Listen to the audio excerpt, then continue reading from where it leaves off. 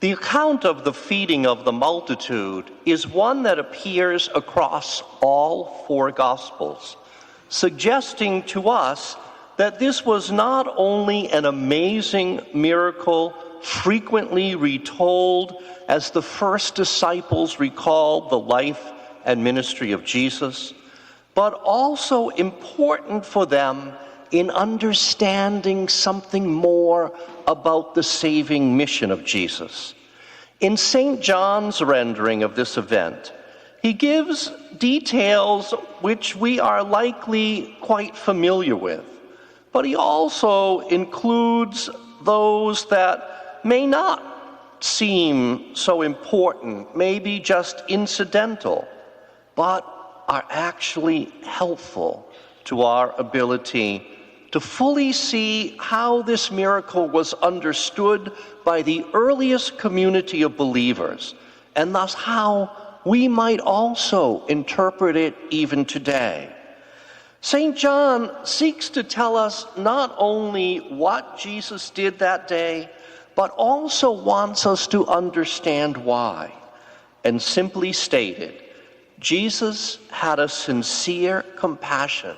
for all those people who were seeking him out to hear his teaching and to find in him some new hope.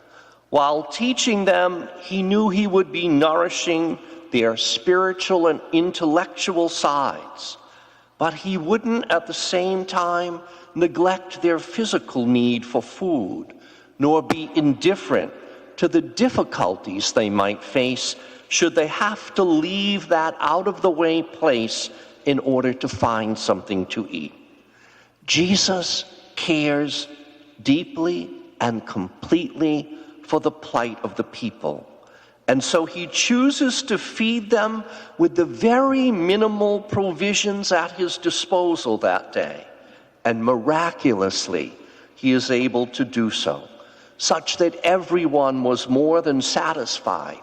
and there was surplus left over. An important detail noted by the evangelist in this memorable event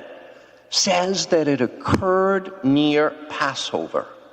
which helped those original disciples to realize that we have to look to the past and then to the future if we are to clearly understand what Jesus intended to teach, even by his actions, in addition to his words that day.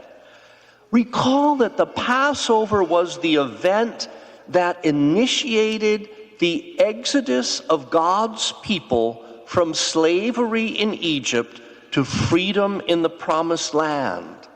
And along that journey from Egypt to the Promised Land, which required them to wander in the inhospitable environment of a desert for 40 years.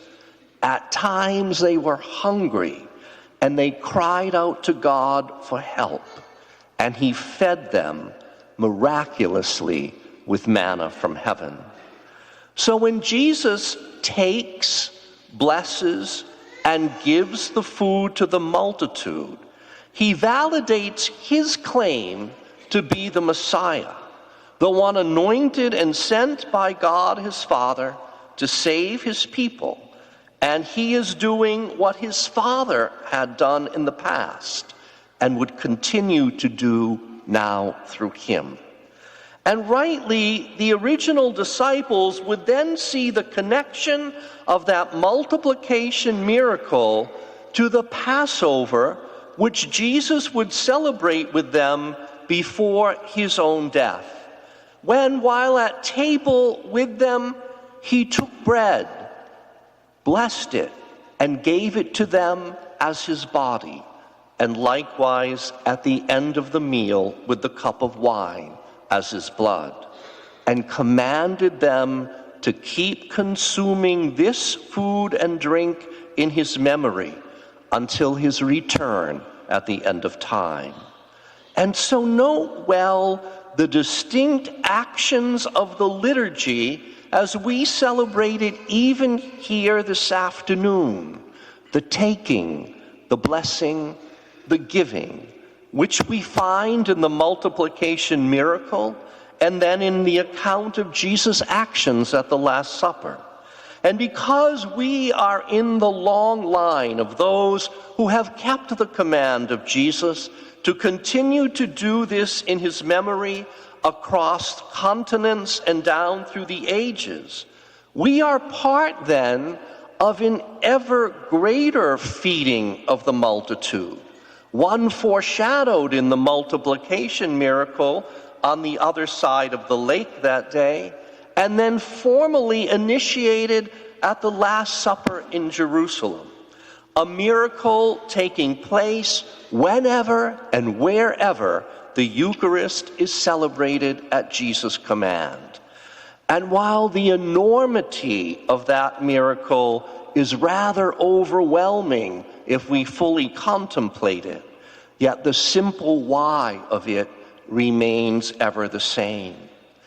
Jesus has deep compassion for the true needs of all people of any time or place, especially those who seek to find new hope and true freedom as they absorb his teachings and come to faith in him as the divine and only Son of God, and then embark and persevere on their own Exodus journey with him toward the kingdom he proclaimed as the new promised land. Jesus has mercy on us because truly we are often weak, and we need his strength to keep moving on through the often wearying challenges that life itself presents to us as we move toward that destination to which Jesus is calling us. So in the light of this, let us deepen our appreciation of the meaning and purpose of the Eucharist. Not only what it is as truly the body and blood of Jesus himself, offered to us as food for our journey, but let us always know why. Because we are not strong and we are not always self-sufficient. Rather, because we are often weak and thus utterly dependent upon Jesus. And it is given to us not because we are always righteous and truly deserving, but because we are often sinful, and so our only hope of ultimate sanctification and thus salvation depends on our communion with Jesus and in him. So with sincere contrition for our own failings and profound trust in his compassion and mercy, let us take, bless, and receive what Christ in his great compassion wants to give us here, the very sacrament of his life and love, the food of immortality, our passage to the promised land.